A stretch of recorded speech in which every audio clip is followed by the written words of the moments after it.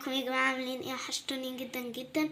دي الحلبه المعقوده اللي ماما عملتها، هنحطها بقى دلوقتي في العيش الفينو. هي ماما اللي عاملاه، شكله طعمها جميل جدا بجد. متنسوش تعملوا لايك وشير وسبسكرايب لماما الجميله. السلام عليكم ورحمة الله وبركاته. ازيكم يا جماعة؟ عاملين ايه؟ يا رب كلكم تكونوا بخير ان شاء الله. طبعا جنة قالت لكم المقدمة بتاعتها.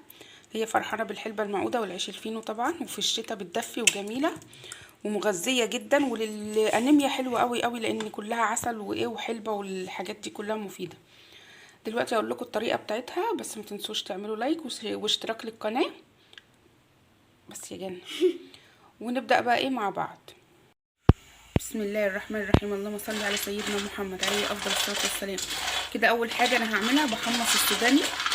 بصوا انا فصصته بس بديله ايه تسخينه كده على النار. وهنا في الحله حطيت كوبايه زيت اهي. بصوا كده المقدار ده احنا هنعمل 2 كيلو عسل، وهكتب لكم المقادير في صندوق الوصف. كده ده هديله تسخينه بس بحيث ايه يبقى محمص شويه. هنا بقى هبدا احط ايه دقيق، معايا كوبايه دقيق. بسم الله الرحمن الرحيم. كده حطيت كوبايه دقيق. بسم الله بسم الله ما شاء الله.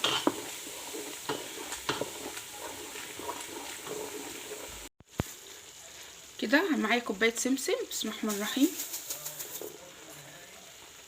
كده هحمر بقى السمسم شويه.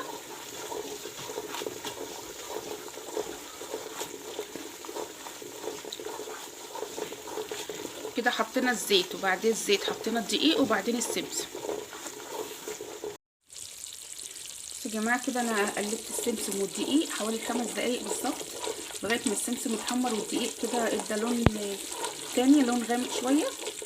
معايا بقى ايه معلقتين حلبه صفرة دي من عند العطار. هي مش باينه صفرة في الموبايل، مش عارفه ليه في الكاميرا اهي. بصوا كده معلقتين حلبه صفرة، وهنقلبها بقى دقيقه بالظبط او اقل من دقيقه كده، تاخد تشويحه على النار مع الدقيق والسمسم. اللهم صل على النبي. كده هنزل بقى ايه بالعسل. بسم الله بسم الله ما شاء الله. كده انا حطيت 2 كيلو عسل اهو. بصوا يا جماعه كده اول ما العسل بتاعنا هيبدا يغلي، بصوا هنزل بايه بقى. انا جبت الحلبه الحصى العاديه خالص، الحلبه الحصى وطحنتها اهي. دي معلقتين كبار حلبه حصى مطحونه. ما تنسوش تعملوا لايك وشير لماما. شفتوا جنة بتقول لكم ايه. كده بقى هنقلب الحلبه الحصى ونوطي النار ونقلبها بقى حوالي 5 دقايق لغايه ما ايه ما العسل بتاعنا ما يبقاش خفيف كده، لا يتقل شويه. بصوا كده بقى بدأت العسل بتاعنا يتقل كده، اسمها عقد يعني. العسل الحلبة المعقودة عقدت كده، الحلبة نفسها عقدت بالعسل اهي زي ما انتم شايفين. هطفي عليها النار بقى. انا سبتها حوالي 10 دقايق وانا بقلب عليها كده على نار هادية. هطفي عليها النار واحط عليها السوداني واوريها لكم. بصوا كده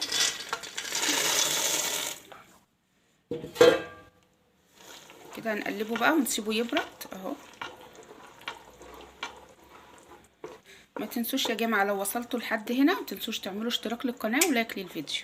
لايك للفيديو كتير. بصوا هغرفها بقى واوريها لكم، بس اما تبرد طبعا مش هقدر اغرفها دلوقتي.